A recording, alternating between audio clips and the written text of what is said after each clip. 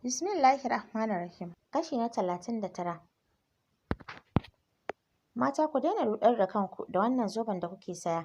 Wai me yasa muna da ilimi amma basira muke toshewa akan kayan mata ne? Kwanaki ne wata baƙuwa kamar wasa muna fira sai aka kai har kan illar shaye-shayen maganin mata da wasu mata suka maida tamkar ibada a rayuwarsu. Har ana ribatar su da su ana ba su kayan tsibbo a zuwan maganin mata kamar dai faduwa. Sai kawai take bani labarin ai wani zobe ma ya shigo wai na mallaka.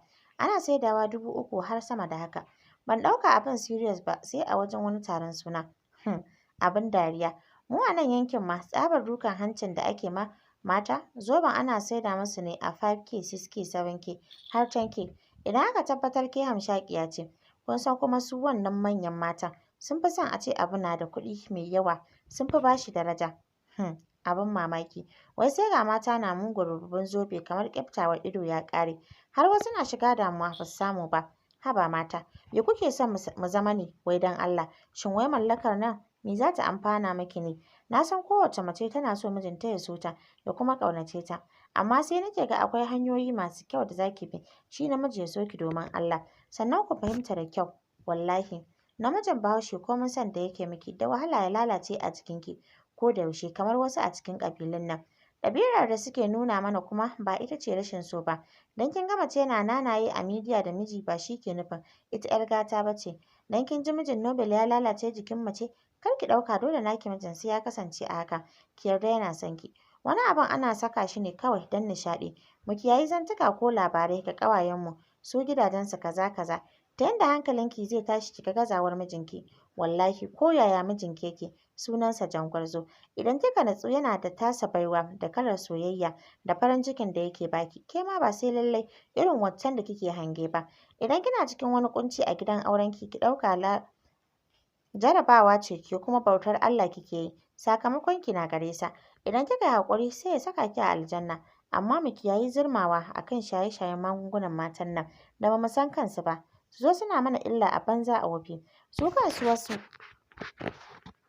wasu a cikin masu saidawar ba su da ilimi a kansu ba mu kawai suke yi. Ki samu mai inganci wanda kika yarda da haɗinsa da mai saida shi ki saya ki sha gwargwado. Ba ta yanda za ki saka kanki a da na sani ba. Ki zo kina jama kanki illa da kwasar infection a banza a wofi. Ku yi haƙuri masu magani. Na san akwai nagari a cikinku don kowane sana'a akwai na ƙwarai akwai na banza. Masu na banzar su ke ɓata na ƙwarai da dusashe su a kasa ganin su a idanun al'umma. Amma don Allah mata, a kiyaye zoben nan da sayensa. Gara ki samu kazarki ki ci ta miki amfani. Babu abin da ke tattare da son zuciya da ke zama ɗorarre. Sashen sai ya nufa rai ɓace ya zube a falo yana ci gaba da jan tsaki shi ya rasa ma me ke damun waɗannan yaran. Musamman ma Faduwa. Na'anam ita kai tsaye take abinta ba ta iya ɓoye-ɓoye. Kuma tun da ya santa haka take, tun da ko a shigowarta gidan nan ya hukunta ta sau da yawa akan yi ma Faduwa abu amma hakan bai hana ta ƙara gobe a zahiri ba. Babu wani ƙwamshe-ƙwamshe ita ko Faduwa yau ta nuna ita mai kirki ce musamman idan da Anam a waje. An jima ya same ta tana baƙin rai da ƙananun magana akan Anam kaza kaza. Ya rasa me ke damun tunaninta. Shi kuma ya tsani wannan banzan halin da yana kamanceceniya da na munafukai. Kwafa mai ƙarfi a ransa yana ayyana zai ma tufkar hanci. Blood zan baki wata shawara don Allah ki fahimce ni. Aisha ta faɗa tana dire ma Anam plate na abinci da ta dafa musu a gabanta. Wayar da take latsawa ta ajiye ta mai da hankali ga Aisha. To fa shawara me kuma Blood? Ta zaman ki a wannan gidan. Na fahimci gaba ɗaya a hagungunce kike. Sai dai na miki uzuri domin rayuwa ce da baki saba da ita ba kuma baki san ta ba. Kin tashi a rayuwar da kowa yana komai a karan kansa kuma kai tsaye ba tare da wani munafunci ba ko ɓoye-ɓoye ba. Dole ne a wannan gaɓar ki sha wahala sai dai na yi alƙawarin ba zan bari hakan ta faru ba. Blood daga yanzu don Allah komai Faduwa za ta yi miki. Ki daina nuna ƙinsa a gaban yaya ko da a ce bai miki ɗin ba. Domin na fahimci da wannan makamin take amfani wajen kai miki duka a tsakaninki da yaya. Ki duba ranar yanda ya nuna jin haushinsa akan abin da kika yi. Wallahi ina ganin ta sanda take murmushi. Haka ma yau da muka dawo don munafurci har da farar komona. Murmushi ta da ɗaukar spoon ta fara cin abincinta don ta fi son cin ta da zafi. Amma Blood ban katse ki ba. Ni amfanin kwaikwayon halin wani bayan hanya ce mara kyau. Ɓoye ƙinta kamar yadda take ƙina ba shi ne zai sa na birge ta ba ko shi na birge sa. tsakanina da Allah idan na ce zan zauna shanye haukar wannan matar zan kama da ciwon hawan jini ne. Na fi yarda da kamun na maka kawai a wuce wajen don na san ita ma munafurci ke sa ta yi min wani abin. Sallama ta tilasta Aisha haɗiye abin da ta yi yunƙurin faɗa. Dole ta juya tana amsa masa. Anam kan kallo ɗaya ta masa ta ɗauke. Shi ko kasa ɗauke nasa idon ya yi a kanta. Ko sannan da Aisha ta masa hannu kawai ya iya ɗaga mata. Kujerar da ke fesin Anam ya zauna. Hakan ya sa Aisha miƙewa a ɗan ɗarare ta ce yaya a kawo maka abincin? Abincin ya kalla na wasu sakanni sai kuma ya miƙe daga inda yake.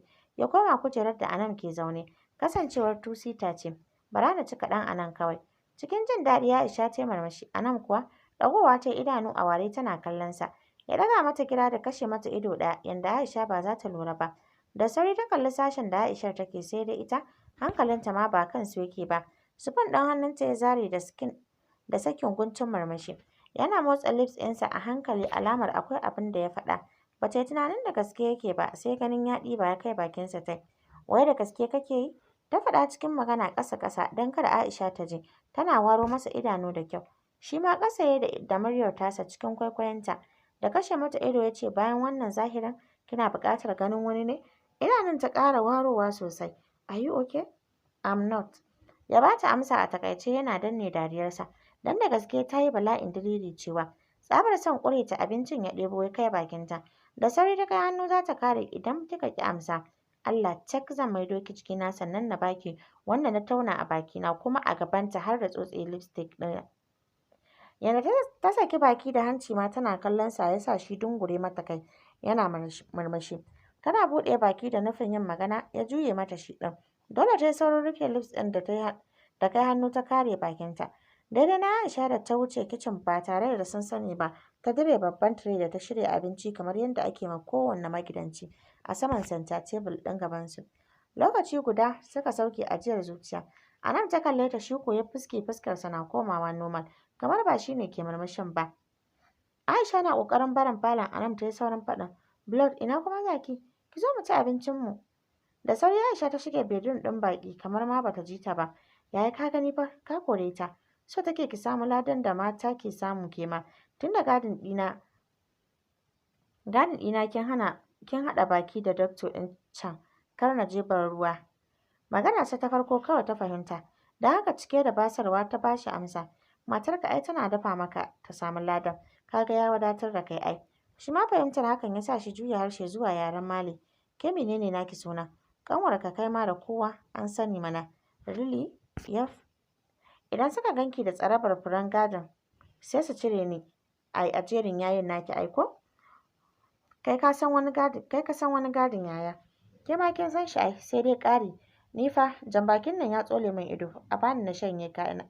Abincin da ta ɗebo ta juye masa a baki kamar yadda ya mata shi ma ɗazun. Dole ya haɗiye sauran maganar ita ko ta shiga ƙyalƙyale dariya don loma babba ne. Dariya take tana masa gwalo, fuska ya ɓata da harɗe hannayensa a ƙirji, irin ya yi fushin nan. Yanda ya ɗin sai ya saka Anam shiga ƙyalƙyale dariya da faɗar, kai yaya shagwaɓa kuma? Allah ka ma fi kyau a haka fuskanka so cute. Ta ƙare maganar da kashe masa ido dariyarta mai ƙaramin sauti na bayyana fararen haƙoranta. Ta nuna lips ɗinta da kaɗa masa idanunta da ke cikin gilashi. In dai lipstick ɗin nan ne yaya ba shansa za ka yi ba, gara ma ka haƙura. Oh, haba princess ki ji tausayi na mana. Ya yi maganar da matsar da fuskarsa gab da tata. Baya ta ja ta sa hannunta ta kare bakinta babu wani princess na daɗin baki ba. Yaya, bari ma ka gana shanye abuna. Idan baka gani ba, ai dole ka haƙura. Yana ƙoƙarin riƙo ta tura lips ɗinta cikin baki da sauri. Idanunsa ya waro sosai yana kallon ta cikin langaɓe kai. Ta fito da lips ɗin nata tana dariya da masa gwalo. Sai ka ci abinci yanzu babu ko? Ni ko? Yarinya zan rama ne. Dariya da ta ci gaba da yi ƙasa-ƙasa shi ko ya ɗauka spoon ɗin ya ci gaba da cin abincinsa. Fuskarsa da ɗan murmushi. Ni fa yaya, kar ka cinye min abincina. Idanunsa ya ɗago yana kallon ta sai kuma ya ɗibo abinci ya nufi bakinta. Ba marowaci ba ne irin ki aiko? Ha? Bakin ta buɗe ba musu ya zuba mata. A hankali ta shiga taunawa da faɗin ni ma ai ba na rowa. Kika min yanzu? Ba ga abincina kana ci ba? Murmushi kawai ba tare da ya ce komai ba. Ita ma bata sake magana ba ya ci gaba da bata abincin shi ma yana ci. Suna gab da kammalawa wayarsa ta yi ringin. Ɗauka ya duba ganin kalar sai kawai ya ɗaga. Bata san me aka ce masa ba a wayar. sai gani ta ya miƙe da kama hannunta. Da mamaki take kallonsa za ta yi magana ya girgiza mata kansa. Baki ta ɗan tura don ita dai bata ƙoshi da abincin ba, sai dai babu yanda za ta yi dole ta bi sa. Hauwa Khalil jikin wata mota mai kyau fara tas jingine ya sa ta zare hannunta cikin nasa. Bai ce komai ba har suka ƙaraso, ita ta fara gaida Khalil ɗin.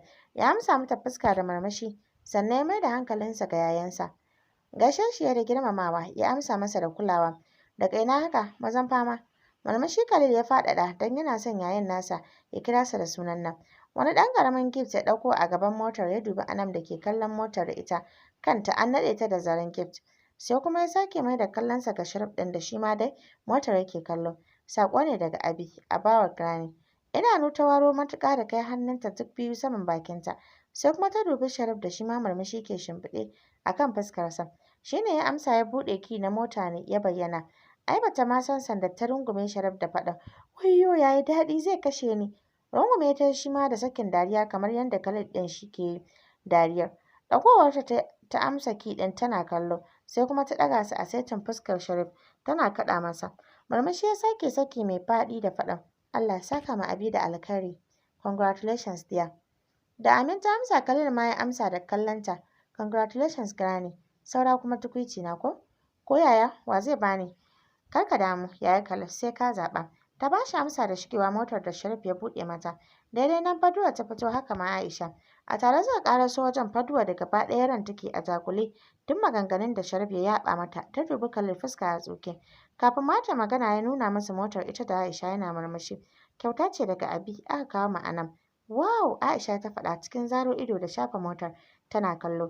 Faduwa kan mutuwar tsaye ta. Daidai nan Sharif da Anam da ke cikin motar suka fito. Kowanne fuskarsa har yanzu da murmushi. Khalil ya miƙa mata hannu. Ni fa a tafa min tukuici na. Kafin ta ce komai Sharif da ke danna wayarsa ya miƙa masa. Saka details ɗinka. Wow da kyau babban yaya da gudu kuwa. Yanda ya ya saka Anam da Aisha kwashewa da dariya. Shigar saƙo a wayarsa ya sa bai tanka su ba. Ya buɗe da sauri. What? Ya faɗa yana ɗago kai da sauri ya kalli Sharif. Ya yi duk tukuici? Murmushin Sharif ya da kallon Anam idan ta ce a ƙara maka ma, ai sai a ƙara maka ai. A salon da ya maganar da ɗage mata gida ya saka ta rufe fuskarta da dukkan tafin hannunta don ta ji kunya. Matso ta ya tare da rankwafowa saitin kunnenta. Ni ma ina jiran nawa tukuicin yanzun nan.